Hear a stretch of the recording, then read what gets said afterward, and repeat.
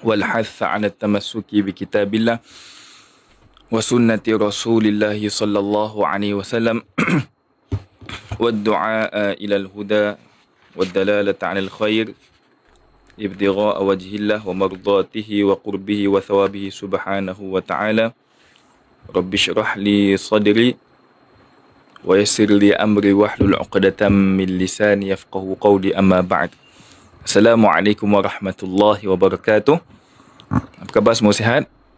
Waalaikumsalam warahmatullahi. Alhamdulillah. Puji syukur kepada Allah Subhanahu wa taala, selawat dan salam ke atas junjungan besar Nabi Muhammad sallallahu alaihi wasallam dan keluarga dan juga sahabatnya sekalian. Suara saya dengar dengan jelas ke? Okey tak? Ada suara bergema ke? Ada suara yang mengganggu? Semuanya okey semua? Okey. Alhamdulillah, tuan-puan ibu yang dirahmati Allah Subhanahu wa taala, jelas alhamdulillah. Okey, jadi pada pembahasan yang lepas kita telah membincangkan berkenaan dengan syarat-syarat solat. Sebelum itu boleh bantu tap skrin, bantu share kepada rakan masing-masing. Mudah-mudahan ramai lagi dapat manfaat perkongsian kita sambung pada pengajian pada hari Jumaat yang lepas. Okey. Jadi tuan-puan ibu yang dirahmati Allah Subhanahu wa taala, pada pembahasan yang lepas kita dah bincangkan syarat solat yang pertama. Saya nak tanya dulu, siapa yang masih ingat lagi syarat-syarat solat ada berapa? Cuba komen. Syarat-syarat solat ada berapa? Okey. Syarat-syarat solat. Boleh tulis kat ruang komen. Syurutus solah. Ada berapa tu? Hello. Ada berapa? 5, 6, 7, 8, 9, 10, 11, 12 syarat-syarat solat. Ada 8. Syarat-syarat solat ada 8. Kena ingat tu. Jadi kalau tanya tu terus boleh kita jawab. Syarat-syarat solat ada 8. Dan yang pertama kita dah bahas lepas, iaitu apa? Suci daripada 2 hadas. 2 hadas itu apa? 2 hadas kecil yang pertama, yang kedua hadas besar. Okey. Jadi hadas kecil ni semua perkara yang mewajibkan kepada wuduk. Kalau hadas besar, semua perkara yang mewajibkan kepada mandi wajib. Itu dia. Secara kesimpulannya. Jadi bila mana seseorang itu ada hadas kecil ataupun ada hadas besar, maka tidak boleh dia untuk apa? Untuk mengerjakan solat. Kerana syarat itu seperti yang kita dah bahas selepas, syarat itu adalah sesuatu yang wajib kena buat. Sama juga macam rukun. Cuma beza rukun dengan syarat itu apa, tuan-puan dan puan sekalian? Kalau masih ingat lagi, rukun itu dalam solat. Kalau syarat, dia sebelum daripada solat dan kenalah berkekalan sampai akhir solat. Boleh jelas? Contoh macam rukun solat kan, rukuk, sujud, i'tidal. Dia di dalam solat. Kalau syarat solat berlaku mestilah sebelum daripada solat. Seperti yang pertama tadi, suci daripada 2 hadas. Mestilah sebelum daripada solat dah suci daripada 2 hadas. Tak boleh dalam solat baru dia nak ambil wuduk. Tak boleh. Dia mesti syarat dia sebelum daripada mengerjakan solat dah melakukan semua syarat-syarat solat yang 8 ni. Boleh jelas jadi di sini tuan-puan dan puan sekalian, bila mana seorang itu nak mengerjakan solat, mestilah melakukan semua syarat-syarat solat. Okey, jadi ambil wuduk dulu. Kalau dia ada berjunub, kena mandi wajib dulu, barulah mengerjakan solat. Dan juga tak boleh di dalam solat itu, contohnya terkentut. Jadi dia jadi hadas kecil. Hadas kecil membatalkan solat. Mesti syarat itu berkekalan sampailah akhir solat. Okey, jelas Jadi tuan-puan dan puan sekalian, apa tadi hadas yang pertama? Hadas kecil. Ingat, hadas kecil tu semua perkara yang mewajibkan wuduk. Okey, kalau hadas besar, sesuatu yang mewajibkan mandi wajib. Okey. Jadi kalau kita lihat apa saja yang boleh jadi hadas kecil ni, di antaranya keluar sesuatu daripada kemaluan, sama ada kemaluan depan ataupun kemaluan belakang. Okey. Kemudian contohnya tidur, hilang akal. Itu nanti kita akan bahaskan, ulang kaji balik. Dulu kita dah bahaskan lah. Cuma mungkin ada yang terlupa, tak apa, kita ulang balik supaya kita dapat ingat apa sahaja yang boleh membatalkan wuduk, boleh jadi hadas kecil. Okey. Jadi tuan-puan dan puan sekalian, bila mana kita nak solat, kita contohnya kan, sebelum daripada solat tu kita tertidur. Okey, lepas tu kita bangun, kita tak ingat kita ada wuduk lagi ke ataupun tidak. Tak ingat tadi dah tidur dah. Jadi bila mana dia solat, okey, selepas solat ingat, aku rupa-rupanya dah batal dah wuduk aku tadi aku tidur. Jadi maka di sini tuan-puan dan puan sekalian, solatnya tidak sah, tapi dia dapat pahala kerana niatnya. Dia bukan sengaja nak solat tanpa wuduk. Cuma di sini tak sengaja. Kalau sengaja, contohnya dah tahu dah tadi dah batal, dah tidur, dia terus solat, maka di sini hukumnya tidak sah solatnya dan berdosa. Berdosa kerana sengaja melakukan solat dalam keadaan tak ada wuduk. Jadi itu dosa yang besar kan. Sebab kita buat solat kerana dah tahu dah kita tak ada wuduk, tapi kita buat solat juga. Kita solat juga, maka di sini tak sah solat kita. Boleh? Jelaskan ibu ayah sekalian? Allahumma salli ala Muhammad. Itu yang pertama. Pertama apa dia? Syarat-syarat solat suci daripada dua hadas, hadas kecil dan hadas besar. Jelas sampai sini? Kita nak pindah kepada syarat yang kedua pula. Boleh? Dapatnya syarat yang pertama, kita pindah pada syarat solat yang kedua, iaitu suci daripada najis. Okey, jelas? Alhamdulillah. Yang kedua, suci daripada najis pada pakaian, pada badan dan pada tempat. Saya ulang lagi sekali, apa dia? Syarat solat yang kedua iaitu suci daripada najis. Najis tu mestilah najis bukan saja mengotorkan, bahkan menyebabkan tidak sah solat. Najis tu sama ada pada pakaian ataupun pada badan. Ataupun yang ketiga pada tempat. Jelas? Dia tiga-tiga ni. Kalau pada tempat lain, tu tak dikira. Okey? Jadi mesti pada pakaian kita. Sama ada pakaian kita sendiri ataupun sesuatu yang bersambung dengan pakaian kita. Contoh macam kalau ada ridak kan. Ridak, tahu ridak tak? Ada syal. Jadi ridak ni pun kalau jatuh najis tersebut mesti dibuang dengan segera. Itu kita dah bahaskan dulu dah. Itu dalam pembahasan perkara yang membatalkan solat. Cuma di sini kita sebut secara umum saja, iaitu kena suci daripada najis pada pakaian, pada badan. Jadi kalau ada badan, contohnya ada najis, tai cicak contohnya kan. Ada tai cicak mesti buang dengan segera. Dan juga mesti syarat dia tidaklah basah. Itu nanti dalam pembahasan perkara yang membatalkan solat kita akan jelaskan secara terperinci. Okey, ataupun pada tempat. Tempat dekat mana Ustaz? Tempat yang mana bersentuhan dengan anggota badan kita sahaja. Jelas? Contoh, kalau kita berdiri, jangan sampai dekat tapak kaki kita ni ada najis. Ataupun waktu kita sujud, jangan sampai 7 anggota kita ni, yang waktu tengah sujud, kan ada 7 anggota. Siapa yang masih ingat lagi, mesti ketika kita sujud, 7 anggota kena pada tempat sujud. Yang pertama dahi, yang kedua tangan kanan, yang ketiga tangan kiri, yang keempat lutut kanan, yang kelima lutut kiri, yang keenam kaki kanan, yang ketujuh kaki kiri. Ada 7 tu. Kena pada tempat sujud. Jadi tak boleh anggota kita tersentuh dengan najis.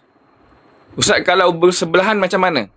Contoh kalau kita solat kan, tuan-puan ibu sekalian, biasanya kadang-kadang tak kena pun najis dekat badan kita, cuma bersebelahan.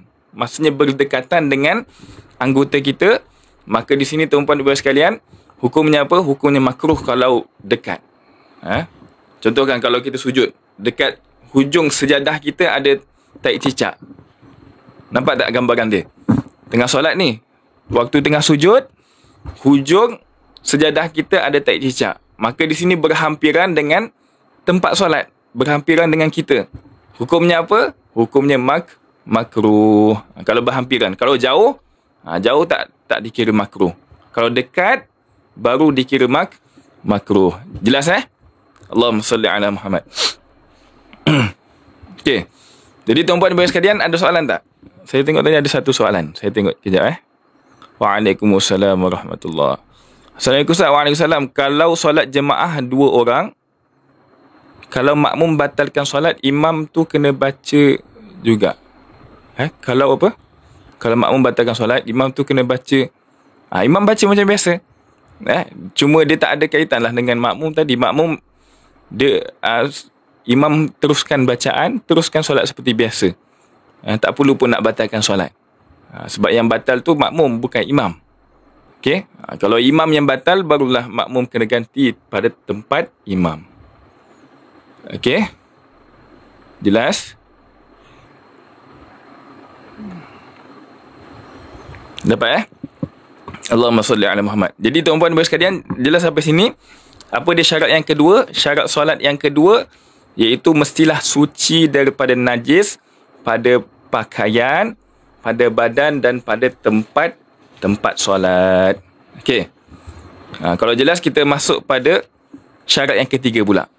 Semua dah tulis? Ada yang tertinggal tak? Semua dapat Allahumma salli ala Muhammad. Okey.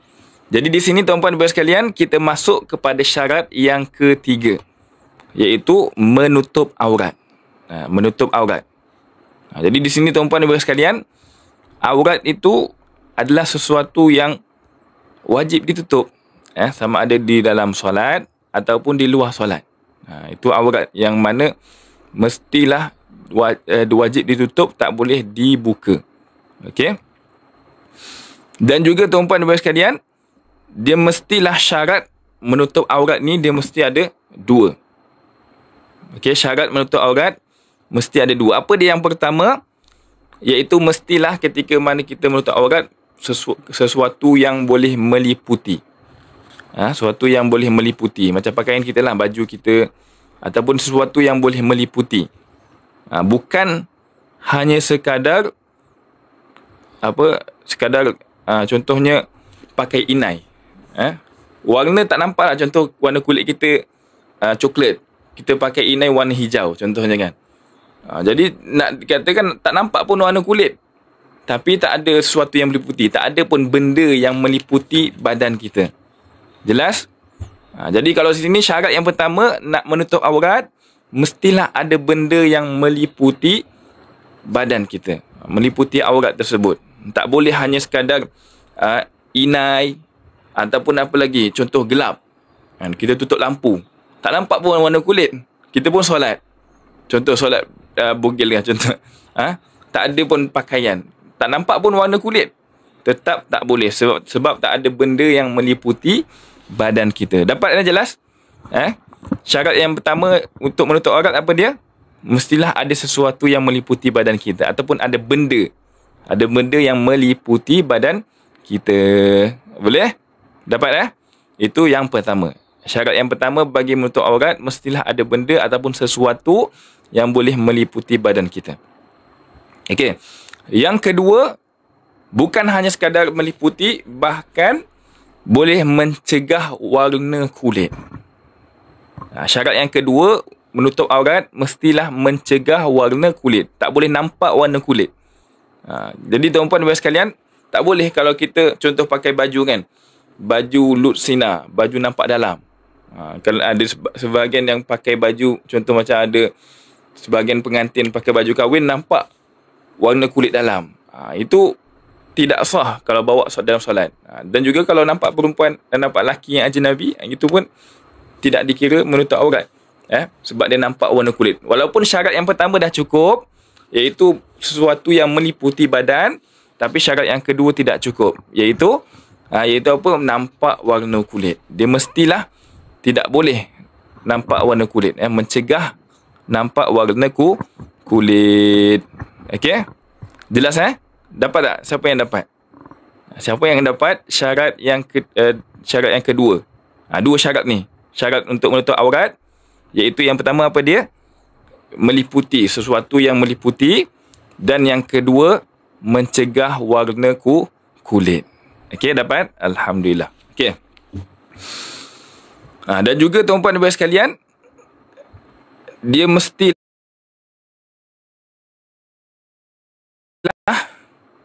yang dua syarat tadi lah kan.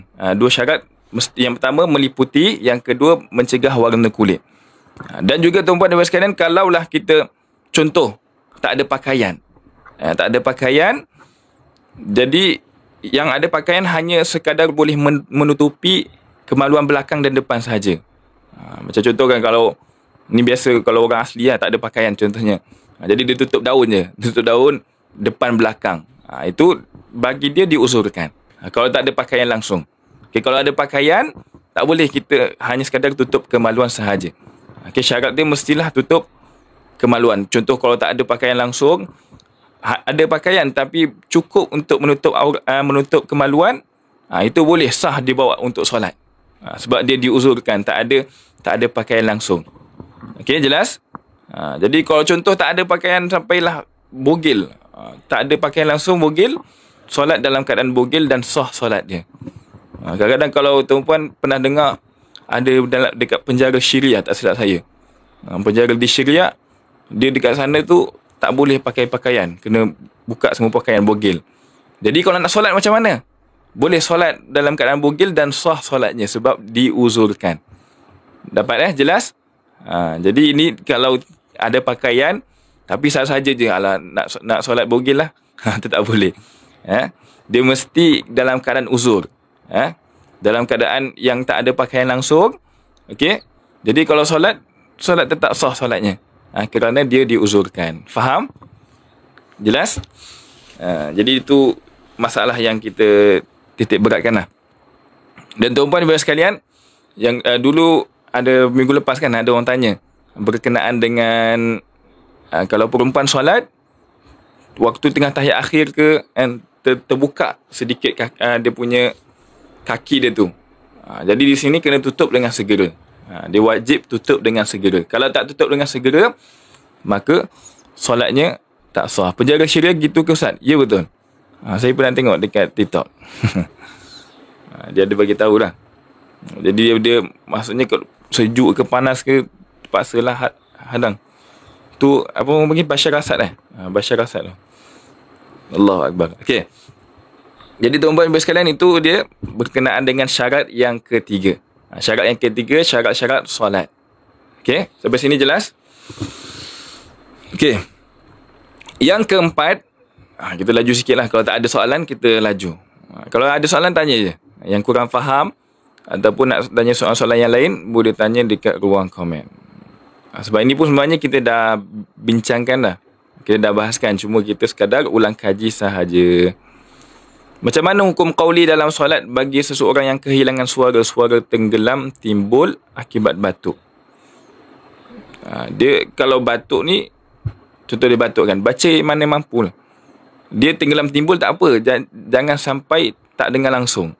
Contoh, Bismillahirrahmanirrahim. Alhamdulillah. Dia kalau masih lagi dengar diri dia sendiri, solatnya sah.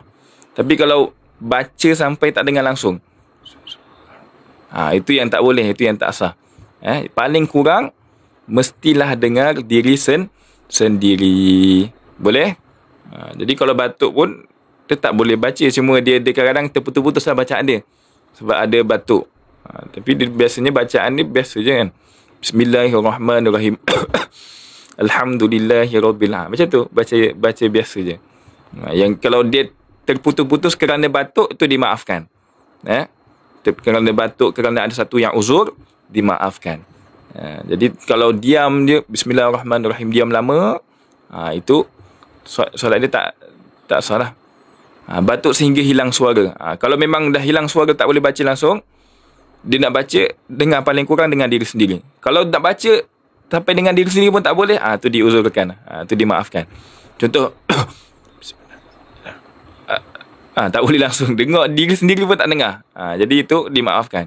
Selagi mana mampu, Bismillahirrahmanirrahim, dengar diri sendiri, itu kena dengarkan suara. Okey? Dia ikut mana yang mampu lah. Jadi kalau yang tak mampu, dimaafkan. Selagi mana mampu, buat mana yang mampu. Fattaqullaha mastata'tum. Takutlah kamu pada Allah sekadar apa yang kamu mampu. Jadi kalau orang yang bisu, takkanlah kita nak suruh dia bersuara juga, dia tak ada suara. Jadi yang orang yang ada suara ni yang kena dengarkan suara dia. Macam orang yang batuk tu sampai tak suara langsung, tapi dia dengar suara serak, Bismillahirrahmanirrahim, Alhamdulillah. Jadi dengarkan suara dia tu. Mana yang mampu. Boleh? Jelas Allahumma salli ala Muhammad. Okey. Najwa hadir, masya-Allah. Okey, ada soalan? Jelas? Alhamdulillah. Okey. Okey, syarat yang keempat. Syarat-syarat solat yang keempat. Kita laju ni. Kalau ada soalan tanya je. Mana yang tak faham. Okey, syarat solat yang keempat iaitu menghadap kiblat. Menghadap kiblat. Jadi kalau tuan-puan ibu sekalian, dalam kitab ni disebutkan ayyastaqbiyal musalli ainal ka'bah bisadrihi. Mestilah orang yang solat menghadap Kaabah dengan dengan diri Kaabah tersebut. Menghadap menggunakan dadanya. Jadi tuan-puan ibu sekalian, kita kalau solat, kalau pandang bergerak kepala, hukumnya makruh. Tapi kalau bergerak dada kita berpaling sini kan. Tengah solat bergerak. Bergerak dada dia berpaling. Maka di sini tak sah solat. Sebab dada ni yang penting. Dada yang kena menghadap kiblat. Menghadap Kaabah. Tak boleh dada kita bergerak ke tempat lain. Okey. Jadi tuan-puan ibu sekalian, kalau contohnya kita solat dalam Kaabah. Jadi kalau ada sebahagian tu yang dapat kesempatan, masya-Allah, solat dalam Kaabah, kita nak ngadap mana? Kalau kat luar kita ngadap Kaabah. Tapi kalau dalam Kaabah nak ngadap kat mana? Okey. Jadi kalau dalam Kaabah kita menghadap pada sesuatu yang tingginya 2/3 zirak. 2/3 zirak, 2/3 hasta. Zirak tu hasta maksudnya. Sama ada ngadap tiang dia ataupun pintu dia yang mana tinggi 2/3 zirak, 2/3 hasta, tu boleh menghadap dekat dalam Kaabah. Okey. Imam Syafi'i radhiyallahu anhu, beliau pernah solat dalam Kaabah, solat 2 rakaat khatam, 2 rakaat khatam Quran. Allahu akbar. 2 rakaat. Jadi 1 rakaat 15 juzuk, 1 rakaat 15 juzuk. Masya-Allah. Okey. Jadi tuan-puan ibu sekalian jelas jadi kalau contoh kita naik jadi angkasawan, contohnya angkasawan pergi ke bulan. Jadi nak menghadap kiblat kat mana? Kaabah kat bawah. Takkan kita nak menghadap ke bawah gitu kan? Jadi menghadap dia punya udara dia. Udara Kaabah tu. Jadi kalau Kaabah, tu udara dia sampai ke atas, 7 langit lah. 7 petala langit tu. Tu ngadap kat situ je. Tak perlu pun nak menghadap ke bawah untuk ke Kaabah. Sama juga orang yang solat bawah tanah kan. Solat bawah tanah tak perlu menghadap sampai ke atas tu. Hanya sekadar apa yang sejajar dengan Kaabah. Jelas jadi tak perlu menghadap ain Kaabah bagi orang yang di bawah tanah ataupun di atas udara. Nampak Jelas? Okey. Ada soalan tak? Jelas tak sampai sini? Allahumma salli ala Muhammad. Okey. Jadi tuan-puan dan puan sekalian, ada beberapa perkara. Kita nak bincang sedikit masalah. Ada beberapa perkara, beberapa solat yang kita tidak diwajibkan untuk menghadap kiblat. Siapa yang tahu? Ada siapa yang tahu dalam live ini? Ada beberapa solat ataupun dalam beberapa keadaan yang tidak diwajibkan untuk menghadap kiblat. Kalau ikut asalnya wajib menghadap kiblat. Tak ada pun mana boleh kita tak hadap kiblat. Tapi sebenarnya ada beberapa perkara, ada beberapa solat, ada beberapa keadaan yang tidak diwajibkan untuk menghadap kiblat. Siapa yang tahu? Yang tahu boleh tulis dekat ruang komen. Yang tak tahu, komen tak tahu. Dalam kenderaan tu dah betul lah. Cuma kena bagi tahu solat apa. Bukan semua jenis solat. Dalam perang, okey, sikit lagi. Okey. Tadi yang pertama tadi kata apa? Dalam kenderaan. Dia dalam kenderaan mestilah solat tersebut solat sunat. Dan juga mesti syarat dia orang tu musafir, bukannya dia dalam tempat mukim dia nak solat sunat dalam kenderaan, tidak. Syarat dia mestilah tuan-puan dan puan sekalian dalam kenderaan, okey, dan juga solat sunat sahaja, bukan solat wajib. Yang ketiga mestilah solat apa? Mestilah solat Allahumma salli ala Muhammad yang mana luar daripada tempat mukim dia, iaitu dia tengah musafir. Itu 3 tu. Kalau solat hormat waktu kena qada balik. Ini saya cerita tentang yang tak perlu qada pun. Tetap sah solat. Okey. Hormat waktu sebenarnya dia hanya sekadar apa? Untuk menghormati waktu saja, tapi tanggungan ni tak lepas lagi. Contoh dia memang tak boleh nak solat kan. Waktu solat nak kat habis. Dan juga dia terpaksa solat dekat solat kat kenderaan. Nak keluar pun tak boleh lah. Dan jumpa anak pun tak boleh. Jam. Contoh jam yang terlampau padat. Solat dekat dalam kenderaan, solat hormat waktu. Nanti lepas habis daripada tu, solat semula. Okey? Dapat jelas? Allahumma salli ala Muhammad. Okey. Jadi apa yang pertama tadi, di antara masalah yang tidak disyaratkan untuk menghadap kiblat, iaitu solat sunat. Solat sunat apa tadi? Allahumma salli.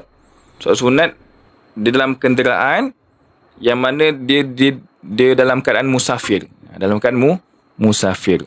Jadi sekarang ni tuan-tuan dan sekalian, cubalah amalkan. Kalau kita nak balik kampung ke ataupun pergi jalan jauh, kita nak solat duha kan. Solat duha solat dalam kenderaan. Tapi janganlah orang yang bawa kereta tu solat. Nanti kan semua masuk jadi arwah. Okey. Jelas Jadi mestilah tuan-tuan dan sekalian, solat sunat, bukan solat wajib, bukan solat fardu. Solat fardu wajib kita berhenti pergi cari anak untuk solat. Okey. Dan di antaranya lagi yang tadi yang disebutkan solat dalam peperangan. Peperangan tu dengan syarat mestilah syiddatil khauf. Syiddatil khauf ni orang yang sangat-sangat ketakutan. Kalau peperangan masih lagi ada tempat yang khas, masih lagi selamat untuk solatlah seperti biasa. Tapi kalau contoh tengah berperang, tengah tembak-tembak kan, nak solat pun tak boleh. Jadi waktu tembak-tembak tu pun boleh kita hadirkan diri untuk solat. Tu ada cara-cara dia lah. Dia mestilah sangat-sangat ketakutan. Tak ada tempat yang aman untuk dia solat. Waktu pun nak dekat habis dah.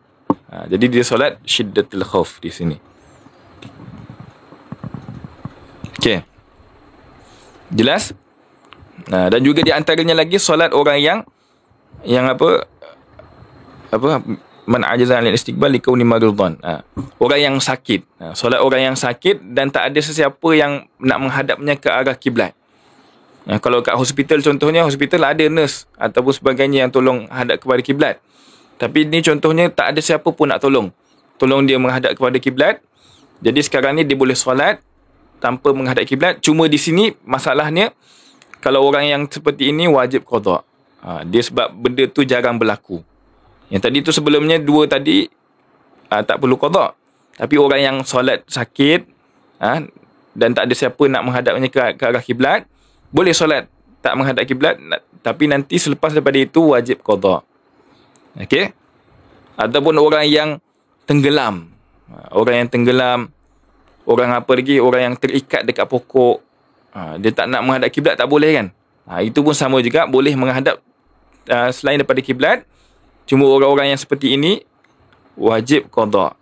Siapa je yang wajib qada tadi?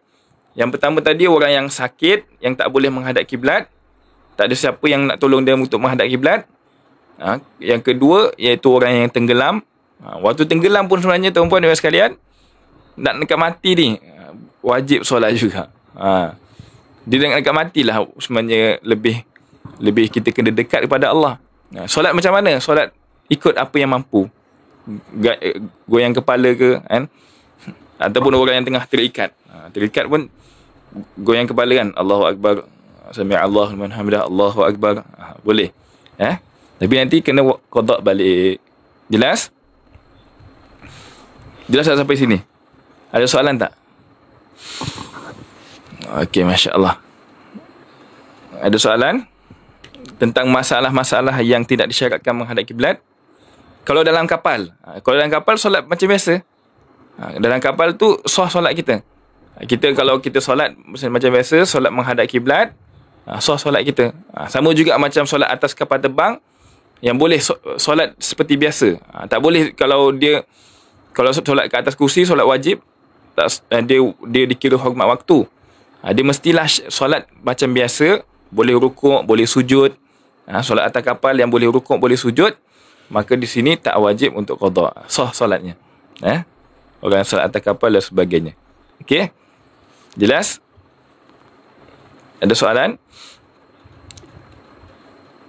Allahumma salli ala Muhammad. Boleh tuan-puan ibu sekalian, sambil tu boleh bantu tag skrin, bantu share supaya ramai dapat manfaat. Okey. Jadi itu berkenaan dengan syarat yang keempat. Apa dia syarat yang keempat? Menghadap kiblat. Jadi dalam solat kita kenalah menghadap kiblat. Dalam ITS pun sama juga. Hukumnya sama. Sah solat. Okey. Okey. Kemudian seterusnya syarat yang kelima. Syarat yang kelima dalam syarat-syarat solat iaitu mestilah masuk waktu. Masuk waktu bagi solat yang ada waktu. Tapi kalau solat yang tak ada waktu, contohnya kita nak solat apa? Solat taubat. Solat apa lagi yang tak ada waktu? Solat sunat mutlak. Solat hajat. Itu tak perlu pun tunggu masuk waktu, memang tak ada waktu.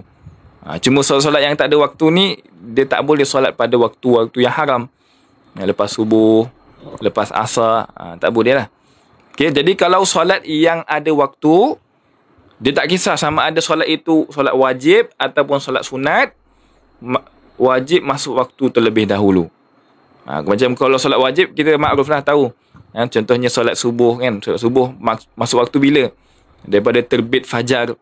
Dalam pukul berapa? Sekarang dia dalam 5.48. 5.48 masuk waktu solat subuh. Solat zuhur masuk waktu pukul apa? Itu syarat dia mesti masuk waktu dulu. Tak boleh macam sekarang ni tuan-puan dan sekalian. Aku nak solat zuhur lah. Zuhur belum masuk waktu lagi. Nak solat zuhur dah. Jadi tak boleh. Mestilah syarat dia masuk waktu dulu. Bagi solat yang ada waktu. Itu solat wajib. Kadang-kadang kita ingatkan solat yang ada waktu ni solat wajib sahaja. Bahkan solat sunat pun ada sebahagian yang ada waktu. Contoh macam solat duha. Solat duha kan waktu macam sekarang ni. Ni waktu solat duha. Tak boleh kita solat duha waktu malam. Kecuali kalau qada itu lain kira lah. Jadi sekarang ni kena masuk waktu dulu. Macam solat apa lagi yang ada waktu? Solat witir pada waktu malam. Solat sunat qabliyah ba'diyah. Qabliyah ba'diyah tu waktu juga. Macam kita nak solat qabliyah zuhur. Mesti masuk waktu zuhur dulu. Okey? Nak solat ba'diyah zuhur. Mesti selepas solat fardu zuhur dulu baru boleh buat solat ba'diyah zuhur. Jelas? Kalau solat yang ada waktu, syarat dia mesti masuk waktu dulu. Boleh? Salam Ustaz, nama saya Nur Syahindah. Boleh doakan untuk saya sakit paru-paru dan oksigen masih tak cukup. Jadi tuan-puan ibu sekalian boleh doakan untuk saudari kita ni Syahindah. Doakan supaya dia diberi kesembuhan oleh Allah Subhanahu Wa Taala. Yang dia menghidapi sakit paru-paru dan oksigen. Jadi minta doa pada semua, doakan kepada Puan Syahindah insya-Allah. Okey. Jelas sampai sini tuan-puan ibu sekalian? Jadi mestilah kalau solat itu mempunyai waktu, syarat dia mesti masuk waktu dulu. Tak boleh kita solat tanpa masuk waktu terlebih dahulu. Okey? Kalau kita tak ingat berapa banyak kita tinggalkan solat, macam mana begitu Ustaz? Okey, jadi kalau contoh kita dulu pernah tinggalkan solat tapi tak ingat, buat anggaran. Mungkin kita buat anggaran contohnya berapa bulan kita tinggalkan solat ataupun berapa tahun. Contoh saya tinggalkan solat daripada dalam 2 dan 3 tahun contohnya. Jadi 3 tahun lah kita buat solat. Kita qada solat balik. Qada solat yang tinggal. Okey, kita tulis contohnya 1 tahun berapa hari? 360 hari. Jadi kalau 1 hari itu berapa waktu? Ada 5 waktu. Jadi kita tulislah. Jadi 5 waktu, contohnya kita dah qada 1 subuh, tanda right. Zuhur kita dah qada, tanda right dan sebagainya. Okey. Itu dia lebih kurang cara kita nak qada solat. Jadi qada solat mana yang mampulah. Kita tak perlu setiap masa qada solat. Memang ada ulama mengatakan wajib kita menggunakan semua waktu kita untuk mengqada solat. Cuma kalau kita ni tuan-puan dan sekalian, memanglah kita nak buat semua waktu tak boleh. Kan? Tak mampu kita. Paling kurang kata Imam Abdullah bin Ali Wahdad radhiyallahu anhu, paling kurang kita buat waktu dalam zuhur, sebelum zuhur kita qada solat zuhur, lepas zuhur kita qada zuhur. Jadi kita buat setiap lepas solat. Okey, setiap lepas solat. Solat nombor 4 tu tadi apa? Nombor 4 tadi menghadap kiblat. Menghadap kiblat. Okey, Allahumma salli ala Muhammad. Jelas? Okey.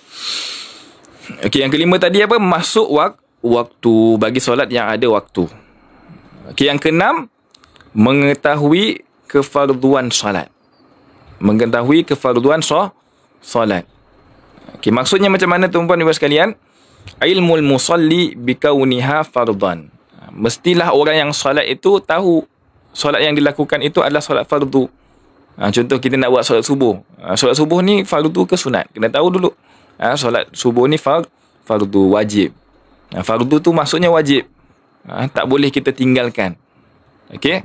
Kalau macam sunat yang boleh kita tinggalkan. Cuma tak dapat pahala lah. Kalau nak dapat pahala banyak, buatlah solat sunat.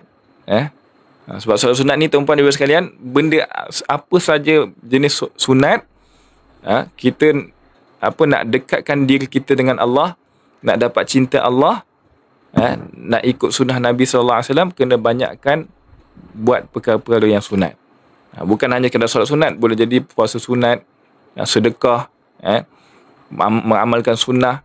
Semuanya itu boleh menyebabkan kita dapat cinta Allah Subhanahu Wa Taala.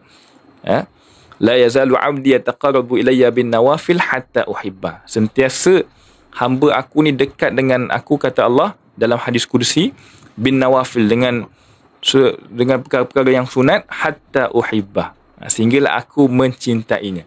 Hatta uhibba. Okey. Jadi kalau kita nak dapat cinta Allah, kita banyakkan buat perkara yang sunat. Bukannya ada sebahagian orang kata, alah ni apa, sunat je lah. Dia macam pandang benda yang sunat ni sekadar biasa je. Padahal sebenarnya tuan-puan dan puan sekalian, solat-solat sunat ini pun boleh menampung kekurangan kita dalam solat fardu. Contoh kalau solat fardu kita mungkin tak khusyuk, mungkin ada kekurangan, maka solat-solat sunat ni yang menampung kekurangan dalam solat fardu. Jadi kita kena jangan pandang remeh dalam perkara-perkara yang sunat ni lah. Kalau boleh buat. Contoh kalau tak larat buat berdiri, duduklah. Walaupun dapat pahala separuh, alhamdulillah dapat pahala separuh daripada tak buat langsung kan. Kadang-kadang orang nak buat solat sunat, aduh malas nak solat sunat, nanti nak kena berdiri lagi. Sebenarnya kalau tak nak berdiri, duduk pun boleh. Contoh kan kalau kita solat sunat qabliyah ba'diyah. Jadi saya perhatikan, bukan hanya sekadar orang awam je, bahkan orang-orang yang ada ilmu pun, bila dia tak menitik berat tentang benda-benda yang sunat ni, kadang-kadang dia solat fardu je, sebelum solat qabliyah tak buat, solat ba'diyah pun tak buat juga. Jadi kita ni sebagai penuntut ilmu, walaupun orang awam tapi dah tahu dah tentang fadilat sunat dan sebagainya, kita buat, dapat pahala insya-Allah. Dan juga solat sunat tu yang akan menampung kekurangan dalam solat fardu kita. Boleh tuan-puan dan puan sekalian? Jadi kita azam. Kalau contoh tak larat nak berdiri kan, solat sunat duduk, tak jadi masalah pun. Walaupun pahala kurang, boleh daripada tak buat langsung. Jadi kalau kita pilih kan, sama ada nak RM50 ke tak ada duit langsung, mesti kita nak RM50. Jadi macam tu jugalah gambaran perumpamaan dia. Astagfirullah, masih banyak kurangan dan kelemahan diri. Okey, sunat isyak dengan ba'diyah isyak beza ke? Sunat isyak tu dia boleh jadi solat sunat qabliyah ataupun ba'diyah. Sebab sunat isyak. Jadi kena tentukan solat sunat qabliyah isyak ataupun solat sunat ba'diyah isyak. Okey, berbeza kalau solat sunat subuh. Dia yang kalau tak ada ba'diyah dengan qabliyah, kalau kita sebut solat sunat saja pun dah dikira dah. Macam yang tak ada ba'diyah, contoh macam solat fardu subuh dengan solat fardu asar. Kan subuh dengan asar tak ada ba'diyah, ada qabliyah aja. Betul tak? Kita solat sunat, kita solat subuh, sebelum subuh ada qabliyah, tapi lepas subuh tak ada ba'diyah. Jadi kalau macam tu boleh niat sahaja aku solat sunat subuh, boleh. Tak perlu pun kita, tak wajib kita kata solat sunat qabliyah subuh. Sebab dia tak ada ba'diyah. Sama juga macam solat fardu asar. Kita niat sahaja aku solat sunat asar. Itu pun dah cukup. Tak perlu kita kata sahaja aku solat sunat qabliyah asar. Boleh juga nak kata qabliyah asar. Cuma tak perlu. Okey, berbeza kalau kita nak solat qabliyah zuhur. Kita kena niat sahaja aku solat sunat qabliyah zuhur. Tak boleh sahaja aku solat sunat zuhur.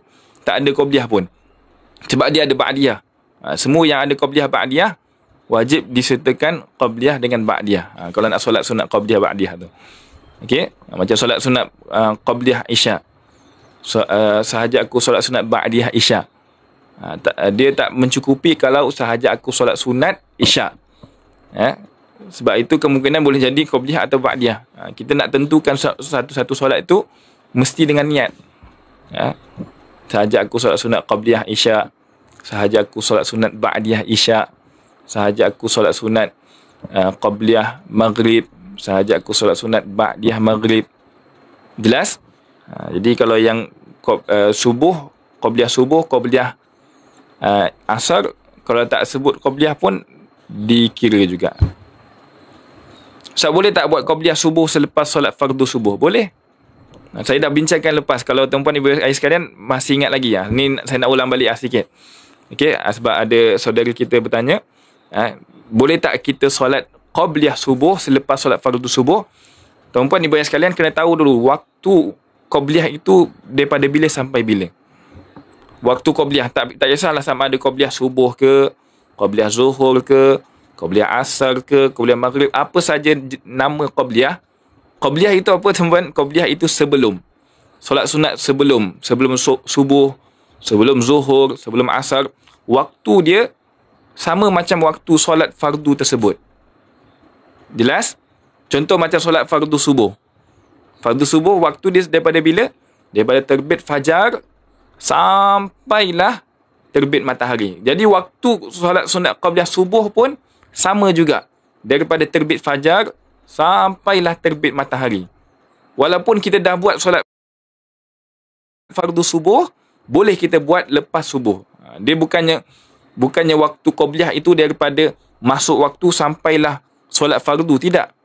Dia masih lagi, waktu dia masih ada lagi. Selagi mana waktu subuh tak keluar, boleh kita buat solat sunat qabliyah subuh. Sama juga macam solat sunat qabliyah zuhur. Jadi waktu zuhur tu daripada bila? Daripada tergelincir matahari sampailah jadi bayang-bayang itu satu sama sepertinya. Ataupun kita ambil kurang ni lah. Waktu solat kan. Waktu solat daripada satu suku contohnya. Satu suku masuk waktu zuhur sampailah pukul 4 suku. Contoh lebih kurang macam tu. Jadi waktu solat sunat qabliyah zuhur sama juga. Daripada pukul 1 suku sampailah pukul 4 suku. Walaupun kita dah buat solat zuhur, boleh lepas daripada solat zuhur nak buat qabliyah, boleh, silakan. Jadi contoh kalau kita datang surau kan, datang masjid, tengok Bilal dah qamat dah. Allahu Akbar, Allahu Akbar. Alah, lupalah. Tak sempat aku nak buat qabliyah zuhur. Jadi nak buat lepas zuhur boleh. Tetap dikira tunai lagi. Sebab waktu dia belum habis. Jelas? Jadi tuan-puan ibu sekalian, kalau lepas ni contohnya pergi surau, pergi masjid, datang lambat kan, orang dah qamat dah. Tak perlu solat sunat qabliyah. Dan tak tertinggal pun. Lepas zuhur, buat qabliyah zuhur sekali dengan ba'diyah zuhur. Buat qabliyah zuhur 2 rakaat. Lepas habis salam, buat ba'diyah zuhur 2 rakaat. Settle. Tak perlu pun kita nak rushing. Jangan pula waktu bila dah qamat, aku nak solat sunat qabliyah. Biarlah nanti tak dapatlah takbiratul ihram dengan imam. Okey.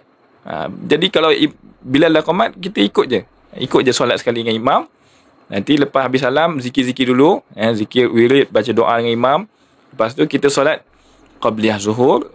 Lepas habis salam, buat ba'diyah zuhur pula. Nampak tak? Jelas tak? Sama juga macam qabliyah asar kan. Pukul kita dah datang masjid surau, bila dah qamat dah. Solat dengan imam. Lepas habis solat imam, baca zikir semua, solat sendiri ya. Kadang orang ingatkan kita ni solat apa lah. Padahal kita solat qabliyah asar. Boleh. Waktu masih ada lagi. Jelas jelas sangat. Masya Allah. Okay, yang lain semua jelas? Nampak tak? Ini yang mungkin ramai yang tak tahu. Dia ingatkan solat qabliyah ini daripada masuk waktu sampailah solat tersebut. Sampai solat fardu tersebut. Lepas solat fardu dah kira qada. Tak? Dia tak dikira qada lagi. Masih dikira tunai lagi. Sunscreen muka tu mesti wuduk ke Ustaz? Saya pun tak tahu sunscreen muka tu yang mana satu. Dia yang penting kalau dia tidak menghalang sampai ke kulit, itu dikira sah wuduk dia. Tak kira pakai sunscreen ke, pakai apa ke. Jadi yang mana yang tak menghalang sesuatu sampai ke kulit, itu dikira sah wuduk dia. Okey. Saat khatib dah naik mimbar, kita boleh solat tahiyatul masjid atau qabliyah Jumaat. Mana lebih utama? Okey, jadi dalam hadis disebutkan bila mana khatib dah naik ke mimbar, kita solat tahiyatul masjid. Solat tahiyatul masjid dengan ringkas. Cuma di sini persoalannya dia kata apa? Tahiyatul masjid atau qabliyah Jumaat. Sebenarnya boleh kita gabungkan. Ni pun ramai yang tak tahu. Sebenarnya tahiyatul masjid boleh digabungkan dengan qabliyah Jumaat. Jadi alang-alang kita solat tahiyatul masjid, niat sekali qabliyah Jumaat. Sahaja aku solat tahiyatul masjid beserta qabliyah Jumaat kerana Allah Ta'ala. Nampak? Dapat package. Yang tak boleh kalau kita solat qabliyah saja. Tapi kalau niat sekali tahiyatul masjid dengan qabliyah Jumaat boleh. Ustaz boleh ulang sekali lagi tentang solat tadi. Yang mana satu? Solat yang mana satu ni? Boleh jelaskan terperinci sikit? Solat yang mana satu? Boleh ulang yang mana tu? Allahumma salli ala Muhammad. Yang tentang qabliyah ke? Qabliyah tu, okey. Jadi tuan-tuan ibu sekalian, berkenaan dengan solat sunat qabliyah. Saya ulang balik qabliyah. Apa maksud qabliyah? Qabliyah tu kalau dia bahasa Arab qabl. Qabl tu maksud sebelum. Qabliyah nisbah kepada solat. Qabliyah maksudnya sebelum subuh. Qabliyah subuh maksudnya solat sunat sebelum subuh. Solat qabliyah zuhur, solat sunat sebelum zuhur. Qabliyah asar, solat sunat sebelum asar. Qabliyah maghrib, solat sunat sebelum maghrib. Qabliyah isyak, solat sunat sebelum isyak. Okey, sampai sini jelas? Itu masuk qabliyah. Dan juga ramai ingatkan kalau qabliyah maksudnya sebelum. Kalau buat selepas daripada solat, dah tak dikira qabliyah. Sebenarnya tidak. Itu memang kalau ikutkan pada asalnya, solat sunat qabliyah buat sebelum solat fardu tersebut. Okay, kalau kita tak sempat, boleh buat selepas. Dan waktunya sebenarnya masih lagi ada. Kerana waktu qabliyah itu sama seperti waktu solat fardu tersebut. Macam solat tadi, solat subuh, solat fardu subuh, waktu dia daripada terbit fajar dalam pukul berapa tadi? 5.48 sampailah sampai terbit matahari. Pukul apa terbit matahari? 7 suku lebih kuranglah. Okey. Jadi di sini qabliyah subuh pun waktu dia sama juga. Daripada terbit fajar sampailah terbit matahari. Walaupun lepas solat subuh nak buat qabliyah pun boleh lagi. Tetap dikira lagi. Okey, dapat jadi di sini qabliyah, waktu qabliyah itu daripada sebelum daripada apa? Waktu dia sama seperti solat fardu. Maksudnya daripada masuk waktu solat sampailah keluar waktu solat. Dia tak disyaratkan mestilah sebelum subuh. Sebelum subuh ataupun sebelum zuhur. Jadi kesimpulan di sini tuan-tuan ibu sekalian, kesimpulan solat sunat qabliyah waktu dia sama seperti waktu solat fardu. Itu je kesimpulan dia. Waktu solat sunat qabliyah sama seperti waktu solat fardu. Okey. Masya-Allah, DMY syuhada. Okey, jadi tuan-tuan ibu sekalian, berkenaan dengan tadi solat terbit solat fardu subuh. Fardu subuh waktu dia daripada bila? Terbit fajar sampailah terbit matahari. Okey. Solat sunat qabliyah subuh daripada bila? Sama juga macam solat fardu subuh. Daripada terbit fajar sampai terbit matahari. Sebab ramai ingatkan solat sunat qabliyah ini dia daripada terbit fajar, daripada masuk waktu subuh sampai sampai solat fardu subuh je. Maksudnya kalau lepas solat fardu subuh dah dikira qada. Sebenarnya tidak. Waktu solat qabliyah subuh ini sama seperti waktu solat tersebut. Maksudnya kalau kita tertinggal, contohnya tadi yang saya sebutkan, kita pergi surau, kita pergi masjid kan, dah datang surau atau masjid, Bilal dah qomat. Alah, lupalah nak solat qabliyah subuh lagi. Lepas subuh boleh tak buat solat qabliyah subuh? Boleh lagi.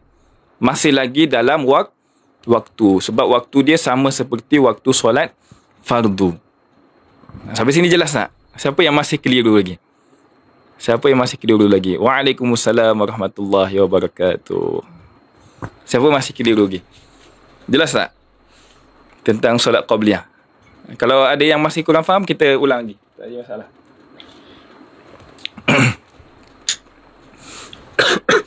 Waalaikumsalam warahmatullahi. Jelas Jadi sampai kita setkan dalam minda kita, solat sunat qabliyah waktu dia sama macam solat fardu. Itu je kesimpulan dia.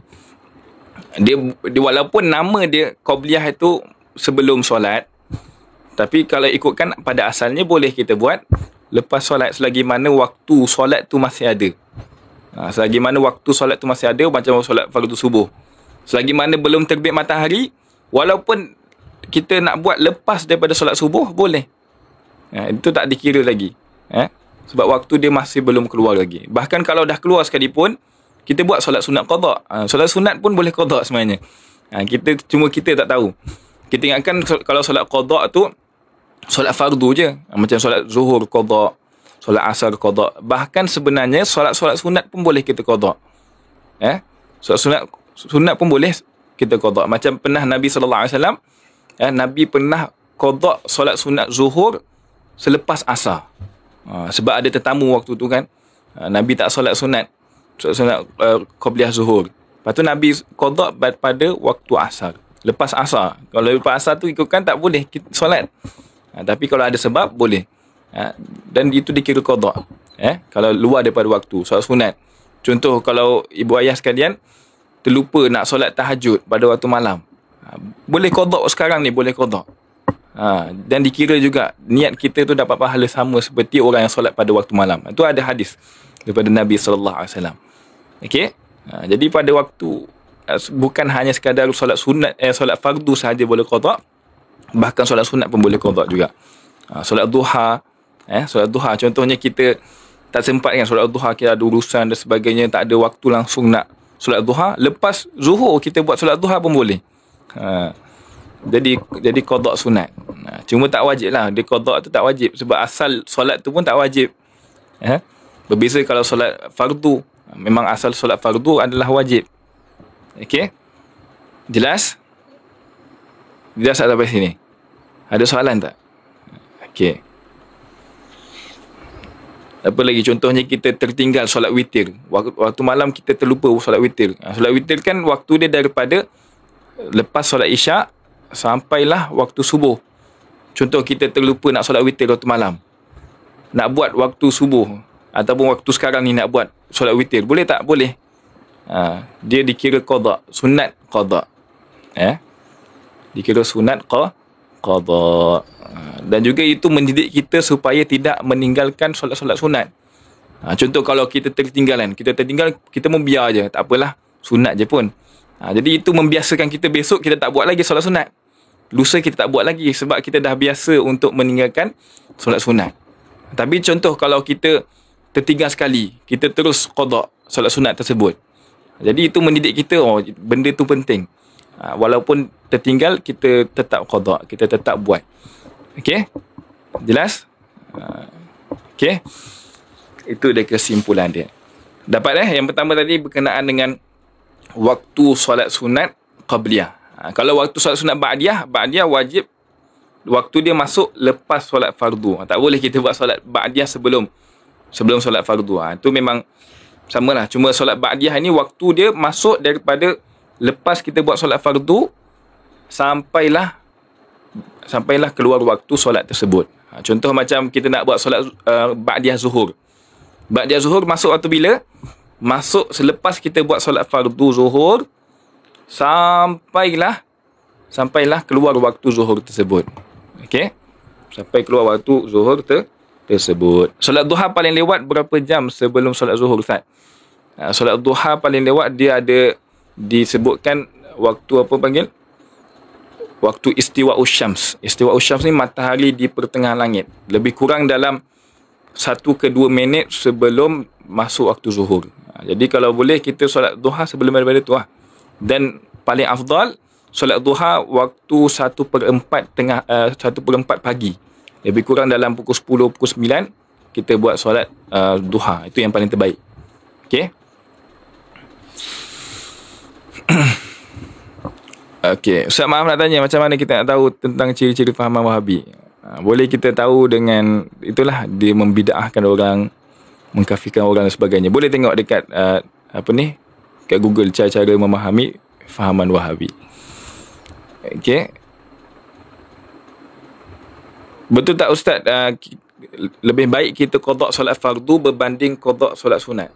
Ya betul. Itu yang paling terbaik lah. Sebab apa? Solat fardu tu sendiri itu kan wajib.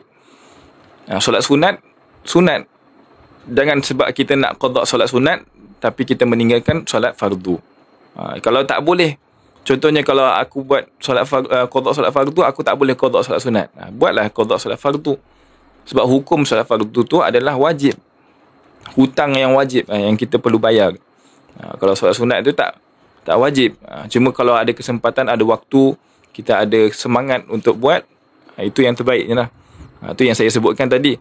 Okey. Itu yang saya sebutkan tadi apa? Allahumma salli ala Muhammad. Berkenaan dengan solat sunat. Kalau kita tak mampu solat sunat berdiri, buatlah solat sunat duduk. Walaupun pahalanya separuh, boleh daripada tak dapat langsung. Okey.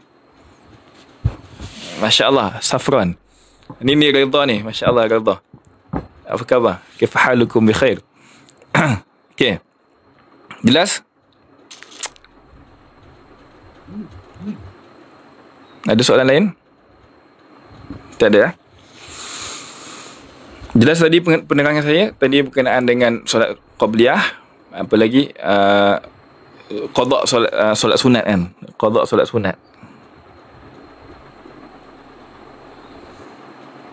Okey, Ustaz boleh tak tolong terangkan josoh? Apa josoh? Jodoh antara solat ba'diyah dengan solat qada, mana yang patut didahulukan? Solat qada fardu ke? Solat qada fardu yang didahulukan. Sunat dengan qada fardu yang didahulukan. Yang penting tuan-puan ibu sekalian, kalau kita ada bandingan nak solat wajib ke solat sunat, maka kita dahulukan yang wajib dulu. Dahulukan yang wajib, itu yang paling tinggi. Baru buat solat sunat. Okey. Masa solat subuh baca kunut dimulai dengan baca bismillah ke tak payah? Masa solat subuh, okey, baca kunut dimulai dengan tak perlu, terus baca doa. Kan biasa kalau imam pun baca Allahumma hdina fi man hadait wa afina fi man afait. Okey. Assalamualaikum Waalaikumsalam. Boleh ke buat fidyah solat untuk yang dah meninggal? Itu kalau ikut pendapat yang mu'tamad, pendapat yang kuat, tak perlu kita buat fidyah untuk orang yang telah meninggal solat. Kalau puasa boleh. Ni kalau solat tak perlu. Kita inilah dia memang itu urusan dia dengan Allah. Okey, kalau puasa tertinggal, kita boleh buat fidyah ataupun kita ganti solat tersebut. Kita ganti puasa tersebut. Itu bagi puasa. Bagi puasa boleh kita bayar fidyah ataupun kita ganti puasa bagi orang tersebut. Tapi kalau solat orang yang arwah tertinggal solat, pendapat yang kuatnya mengatakan tak perlu pun. Okey.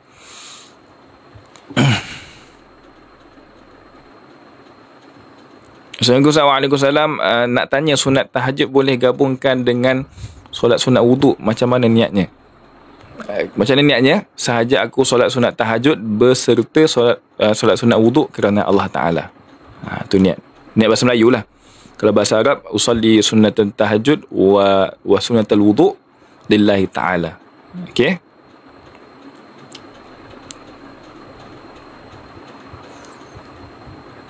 Ustaz, solat sunat sekira kita duduk, pahala setengah aja ya Ustaz. Itu ikut keadaan kita. Kalau memang kita tak mampu, kalau contoh kita solat fardu pun duduk juga, memang tak mampu nak berdiri, maka kita solat sunat duduk, pahalanya sama seperti orang berdiri. Kalau kita memang tak mampu berdiri. Kalau orang yang mampu berdiri, contoh macam saya kan, saya memang mampu pun solat berdiri, tapi saya nak solat sunat duduk, boleh tak? Boleh, tapi pahala setengah. Jadi kalau orang yang memang tak mampu solat berdiri, dia solat sunat duduk, pahalanya sama seperti orang yang berdiri. Sebab niat dia nak berdiri, cuma tak boleh berdiri, dia boleh duduk je. Okey.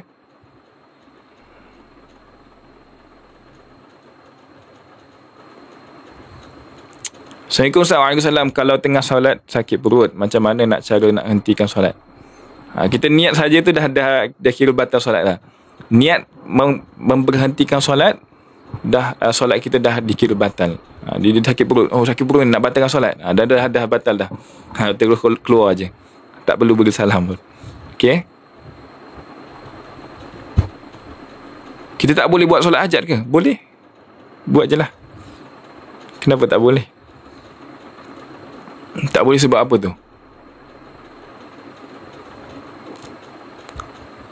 Okey. Faham Allahumma salli ala Muhammad. Okey. Kita tak boleh solat hajat ke Ustaz kalau qada solat masih ada? Itu memang ada pendapat yang mengatakan tak boleh. Tapi saya lebih cenderung ambil pendapat yang kedua, boleh. Boleh kita buat solat hajat walaupun solat qada masih ada, selagi mana kita berterusan untuk solat qada tersebut. Jangan sampai nak solat hajat je, solat taubat je kan, tapi tak buat qada langsung. Itu salah lah. Itu yang saya sebutkan tadi, kita kena utamakan yang wajib daripada sunat. Kalau menyebabkan kita solat sunat tapi meninggalkan solat wajib, yang paling afdal kita buat solat wajib dulu. Kita qada solat wajib dulu. Okey. Kalau masih lagi berterusan, masih lagi dia buat qada, boleh. Silakan dia nak buat solat hajat, solat taubat dan sebagainya.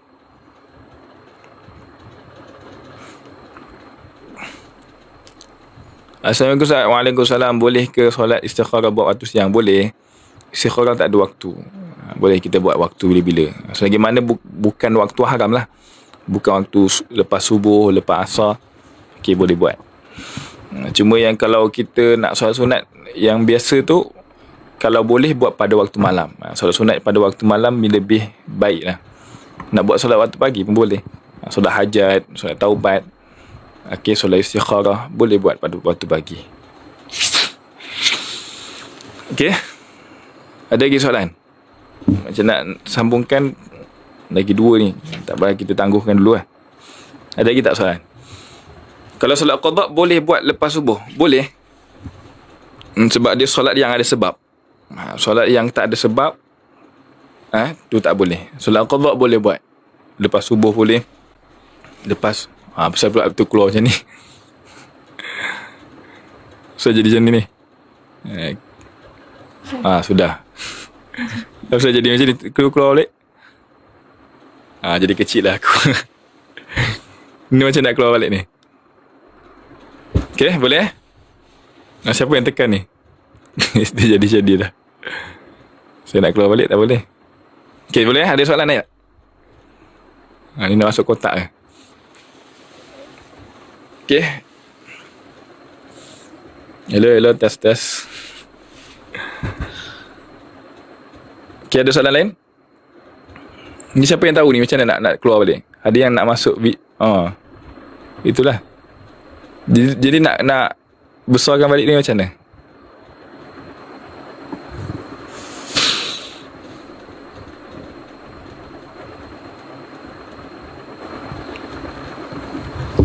Okey. Jadi kecil lah kita. Tekan kat petak tu. Tak reti Ustaz. Petak tu.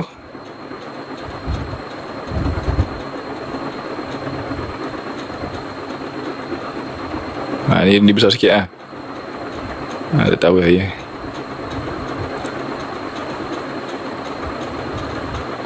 Okey. Keluar dah. Okey, ada soalan lain? Kalau tak ada, kita berhenti sampai sini lah. Dia punya kamera pun dah jadi macam ni. Okey, ada soalan? Nak tanya apa-apa ke?